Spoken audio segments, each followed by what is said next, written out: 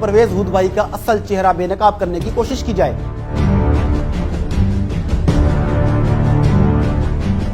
ہود بھائی کے باطل خیالات کے بڑے بڑے عنوانات کیا ہیں؟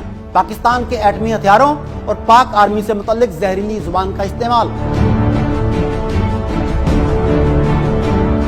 دیکھا جائے تو یہ بیکار سائنسدان NGO ہی چلا سکتا ہے۔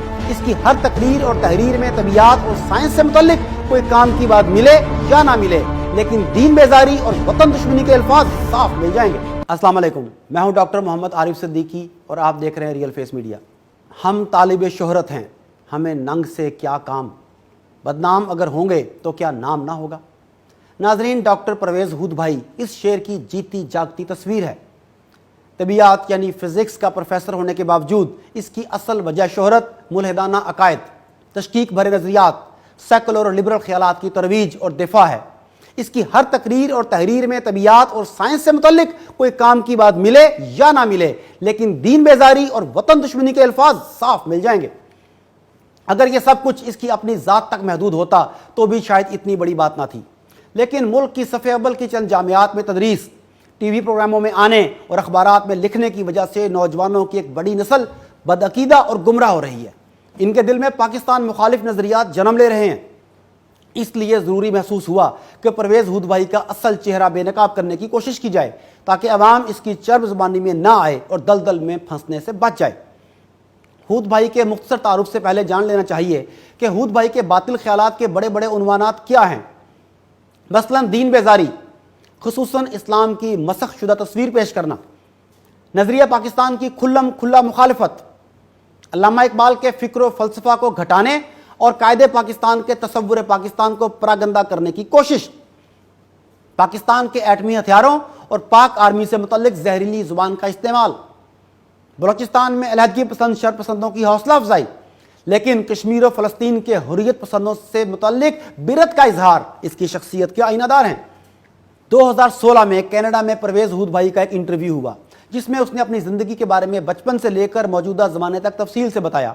اس انٹرویو کے چند مندرجات پر نظر ڈالیں تو اندازہ ہو جاتا ہے کہ ہود بھائی کیوں اور کیسے ملحد اور متشکک بنا۔ ہود بھائی بتاتا ہے کہ میں ایک اسماعیلی فیملی میں پیدا ہوا۔ میرے نانا حیدرآباد کے نواح میں ایک جگہ سے تعلق رکھتے تھے جسے اب سلطان آباد کہا جاتا ہے۔ وہ پرنس کریم آغا خان کے ساتھ بہت مخلص تھے۔ گاؤں میں ان کے پاس خاصی زیادہ زمین تھی، انہوں نے وہ ساری زمین آغا خان کو ڈونیٹ کر دی اور اس طرح خود وارث بن گئے۔ ناظرین، اسماعیلی مذہب میں انبیاء و مرسلین کو نطقاء کہتے ہیں اور ان کے ادوار 7 ہیں۔ ہر ناطق کا ایک قائم مقام ہوتا ہے جو صامت کہلاتا ہے۔ یہ علم باطن کا وارث ہوتا ہے۔ اس کے دوسرے نام وسیع، اساس اور سوس بھی ہیں۔ ہود بھائی کہتا ہے کہ میرے دادا بہت زیادہ مذہبی آدمی تھے۔ حقیقت یہ ہے کہ کراچی میں اسماعیلیوں کا پہلا جماعت خانہ میرے دادا نے اپنی ذاتی رقم سے بنوایا تھا، جس کے نتیجے میں سلطان محمود شاہ نے انہیں مکھی یعنی سردار کا لقب دیا۔ میں یعنی پرویز ہود بھائی ایسے خاندان میں پیدا ہوا جس کی جڑیں اسماعیلیت میں بہت گہری تھیں۔ البتہ میرے والد ایسے ماحول سے مطمئن نہ تھے۔ وہ اسماعیلی نظام کو استحصالی نظام سمجھتے تھے۔ ان کی اس باغیانہ طبیعت کے اثرات تمام بچوں پر پڑے۔ 12 سال کی عمر میں ہود بھائی کہتا ہے کہ میں نے اپنے اندر بغاوت کا پہلا عنصر محسوس کیا۔ میری بڑی بہن صوم و صلات کی روایت سے بڑی تنگ تھی۔ اس کی یہ بے چینی مجھے منتقل ہوئی اور میں نے اسماعیلی ازم کے خلاف بغاوت کر دی۔ اس طرح میں اسماعیلیت سے پراپر اسلام کی طرف آیا اور میں نے مسجد میں جانا شروع کر دیا۔ 14 سال کی عمر تک میں اسلامی تعلیمات میں مکمل شامل رہا۔ خوش قسمتی یا بد قسمتی سے میں نے یعنی ہود بھائی نے برنارڈ شاہ کے ڈرامے پڑھنے شروع کر دیے اور پھر برٹرنڈ رسل کا مطالعہ کیا۔ اس مطالعہ نے مجھے چاروں شانے چت کر دیا۔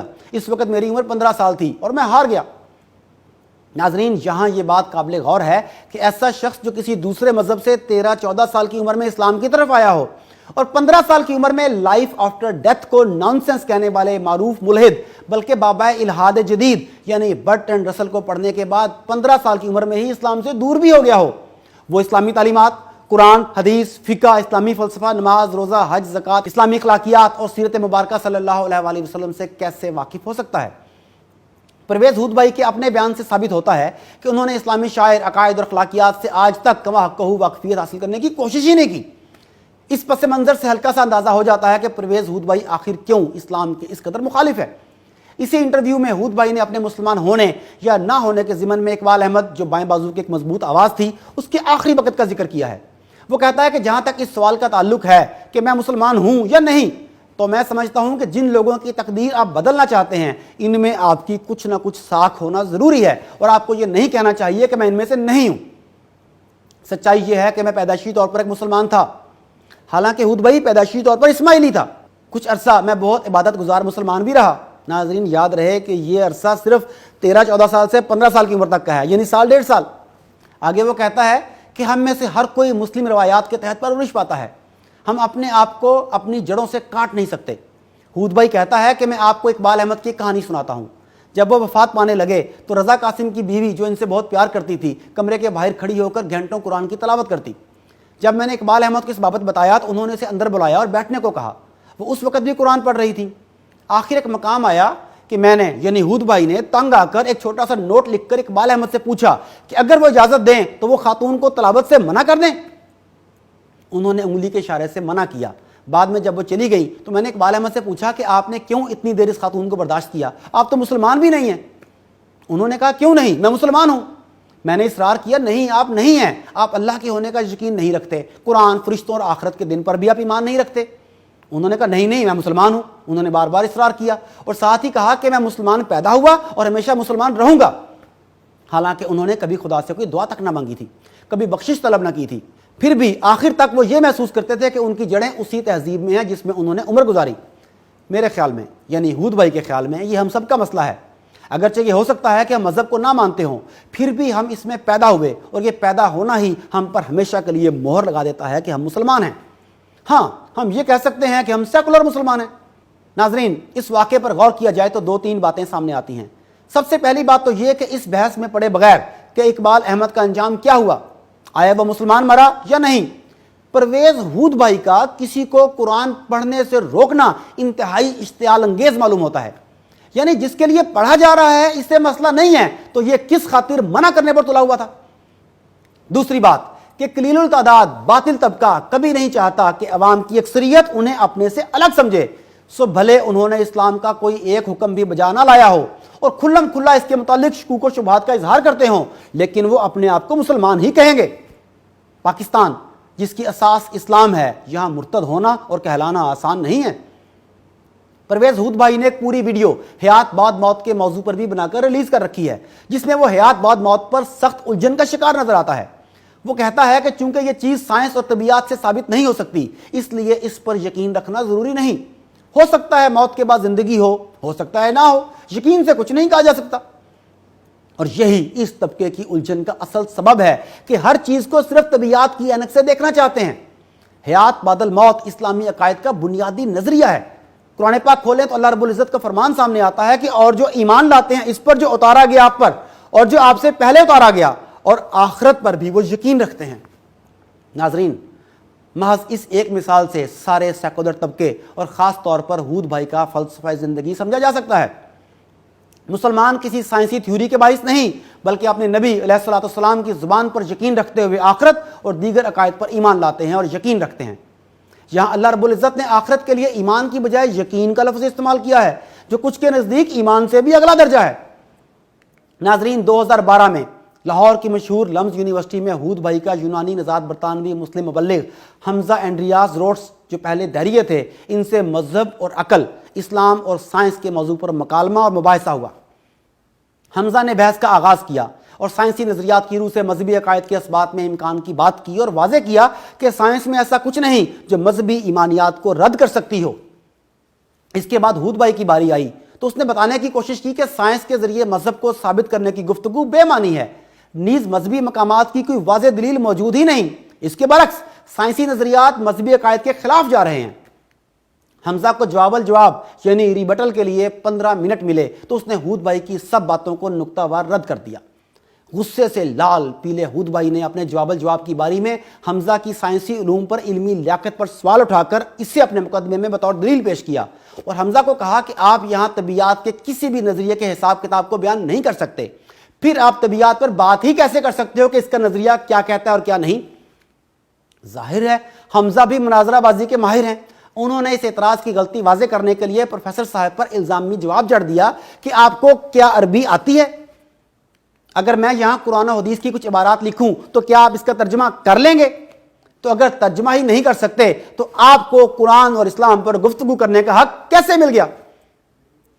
وقفہ سوالات میں ہود بھائی حمزہ کے صرف اس جملے پر کہ ہود بھائی مسلم دنیا سے نفرت کرتے ہیں، اور یہ جملہ حقیقت پر مبنی ہے۔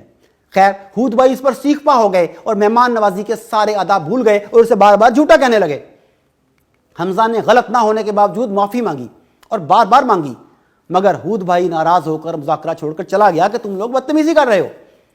اندازہ لگائیے کہ جو اہل مذہب پر شدت پسندی کا طعنہ اور الزام لگاتے ہیں وہ خود کتنے پانی میں ہوتے ہیں، اور ان میں برداشت کا مادہ نام کو بھی نہیں ہوتا۔ ناظرین، پرویز ہود بھائی کی موقع پرستی کا اندازہ اس بات سے لگائیے کہ اس نے کورونا کو بھی اپنے مذموم نظریے کے پرچار کے لیے استعمال کیا ہے۔ ہر ملحد کا پسندیدہ نظریہ ڈارون کا نظریہ ارتقاء ہے، یعنی انسان بندر سے ترقی کر کے آج اس حالت میں پہنچا ہے۔ یہ نظریہ اسلام کے قصہ تخلیق آدم و حوا کے سراسر خلاف ہے، اس لیے اس پر یقین لانا ایمان کے منافی ہے۔ مگر ہود بھائی کہتا ہے کہ پاکستان میں بچوں کو چارلس ڈارون سے نفرت کرنا سکھائی جاتی ہے۔ اساتذہ اور پروفیسر اس کا نظریہ ارتقاء اول تو پڑھاتے نہیں، اور اگر پڑھانا پڑ جائے تو لان تان ضرور کرتے ہیں۔ ناظرین، سچ تو یہ ہے کہ ہود بھائی اگر حقیقتاً سائنس کا کوئی پروفیسر یا طالب علم بھی ہوتا تو اس کے علم میں ہوتا کہ ماہرین حیاتیات کی ایک بڑی تعداد ڈارون کے نظریہ ارتقاء کا رد کر چکی ہے اور آگے بڑھ چکی ہے۔ لیکن ہود بھائی اور اس کے ہم نوا ابھی تک وہی رٹا رٹایا سبق پڑھ رہے ہیں اور معصوم نوجوان نسل کو پڑھانے کی تگودو کر رہے ہیں۔ پرویز ہود بھائی نے تو یہاں تک دعویٰ کر دیا ہے کہ نظریہ ارتقاء کی حیاتیات یعنی بیالوجی میں وہی اٹل حیثیت ہے جو نیوٹن کے قوانین کی طبیعت میں ہے۔ یہ جہالت نہیں تو اور کیا ہے کہ ہود بھائی جو ہر دوسرے موضوع میں ٹانگ اڑاتا ہے، اسے اپنے شعبے سے بھی مکمل آگاہی نہیں کہ جدید طبیعت نیوٹن کے قوانین کو پیچھے چھوڑ کر آئنسٹائن کے نظریہ اضافیت پر کشش ثقل کو دیکھتی اور سمجھتی ہے۔ مضمون کے آخر میں ہود بھائی ہر بار کی طرح اسلام اور مسلمانوں پر طنز اور انہیں مطعون کرنا نہیں بھولا۔ کہتا ہے کہ موجودہ صورتحال میں انتہائی قدامت پسند لوگ اور سائنس پر یقین نہ رکھنے والے رہنما بھی مغرب کی طرف بھیک بھری نظروں سے دیکھ رہے ہیں کہ وہ انہیں کسی طرح اس بیماری سے بچا لے، جبکہ حقیقت تو یہ ہے کہ مسلمان ایک اللہ کے سوا کسی سے دعا اور التجا نہیں کرتے۔ جنہیں اللہ اور قضاء و قدر پر ایمان نہ ہو، صرف وہی اپنے جیسے انسانوں کے آگے دستے سوال دراز کرتے ہیں۔ ناظرین، آگے چلیں تو پرویز ہود بھائی اور اس کے ہم نوا کئی دہائیوں سے مشرق یعنی بھارت اور مغرب سے آنے والے ڈراموں اور فلموں پر چپ سادے بیٹھے تھے۔ انہیں کبھی احساس نہیں ہوا اس میں دکھائی جانے والی جنگوں اور قتل و غارت گری کے مناظر کتنے خطرناک ہو سکتے ہیں، اس سے نئی نسل کتنی خراب ہو سکتی ہے۔ اب اچانک ان سب کو زبان لگ گئی ہے اور وہ حالیہ عرصے میں مشہور ہونے والے ترک ڈرامے ارطغرل غازی کے خلاف بڑھ چڑھ کر لکھ رہے ہیں۔ وجہ کیا ہے؟ وجہ صرف ایک کہ اس میں مسلمانوں کے دور عظمت رفتہ کو خوبصورت انداز میں دکھانے کی کوشش کی گئی ہے، اور مسلمانوں سے متعلق کوئی اچھی بات ان کے حلق سے نیچے نہیں اتر سکتی۔ معروف انگریزی اخبار ڈان میں اپنے لکھے گئے کالم خطرناک فریب، ارطغرل کا جنون موصوف فرماتے ہیں کہ یہ قبائلی سازشوں، خون، قتل و غارت گری اور پورے مذہبی رنگ میں لپٹا ہوا ڈرامہ ہے۔ ہود بھائی کو یہ پریشانی لاحق ہے کہ ڈرامے کے آغاز میں ہی کیوں تلواریں اور نیزے بناتے ہوئے دکھایا گیا ہے۔ اسے اس بات پر غصہ ہے کہ ہر قسط میں عیسائیوں یا پھر منگولوں کی لاشیں کیوں دکھائی جاتی ہیں، حتیٰ کہ اسے کردوغلو جیسے اندرونی غداروں کی گردن اڑانا بھی اچھا نہیں لگا۔ جناب کہتے ہیں کہ ارطغرل کی تاریخ تو تقریباً 100-150 سال بعد لکھی گئی تھی، اس لیے یہ مستند نہیں ہو سکتی۔ اس اشکال کا جواب ڈرامے کے لکھاری اور پیش کرنے والے محمد بزدار پہلے ہی دے چکے ہیں کہ اصل تاریخ چند صفحات پر مشتمل ہے جس میں انہوں نے کہانی کا رنگ ڈالا ہے، مگر مرغے کی وہی ایک ٹانگ کہ موصوف نے پاکستانیوں کو اس خطرناک ڈرامے سے دور رہنے کا مشورہ بھی دیا ہے اور ڈھکے چھپے انداز میں اسے بند کرنے کا مطالبہ بھی کیا ہے۔ حالانکہ دیکھنے والوں کی اکثریت سمجھتی ہے کہ موجودہ دور کے غلیظ اور بیہودہ پریم کہانیوں اور رشتوں کو پامال کرتے سلسلوں، ننگے جسموں اور شرابوں میں غرق مناظر، شرم و حیا سے عاری مکالمات اور ساس بہو کے درمیان نفرتیں پروان چڑھاتے ڈراموں کے دور میں یہ ڈرامہ غنیمت ہے۔ بزرگوں کا عزت سے ہاتھ چومنا، نبی کریم صلی اللہ علیہ وآلہ وسلم کا نام آتے ہی عقیدت سے سر جھکانا اور سینے پر ہاتھ رکھنا، ہر عمل اللہ کی خاطر کرنا، کھانے پینے کے آداب، بڑے چھوٹے کا لحاظ اور قدر، دوستی اور دشمنی کا معیار اللہ کو بنانے، جہاد اور شہادت سے دلوں کو منور کرنا، یہی تو اس ڈرامے کا خاصہ ہے۔ حد تو یہ ہے کہ ہود بھائی کو گھوڑے پر بیٹھے بیٹھے کلاشنکوف سے جو ہندو اداکار 100 بندوں کو بھون ڈالتا ہے اس پر اعتراض نہیں۔ سلطان راہی کا قتل عام بھی جائز ہے، فصلیں برباد کرتے تھرکتے جسموں پر بھی شکوہ نہیں۔ یہاں تک کہ ترکی کے ہی جدید انداز میں سیکولر مقاصد کے لیے بنائے گئے ڈراموں میرا سلطان اور کوسم سلطان پر بھی کوئی چون چرا نہیں کی گئی۔ مسئلہ ہوا ہے تو اب جا کر ہوا ہے جب باہر سے ایک صاف ستھرا اسلامی روایات سے قریب تر ڈرامہ بنایا گیا اور پیش کیا گیا۔ پرویز ہودبائی کے اس طرز عمل پر کہ اپنے شعبہ طبیعیات کے علاوہ ہر دوسرے شعبے میں ٹانگ اڑانے پر ایک صاحب علم نے علامہ اقبال کی زمین میں کیا خوب تبصرہ کیا ہے کہ تم سبھی کچھ ہو، بتاؤ سائنسدان بھی ہو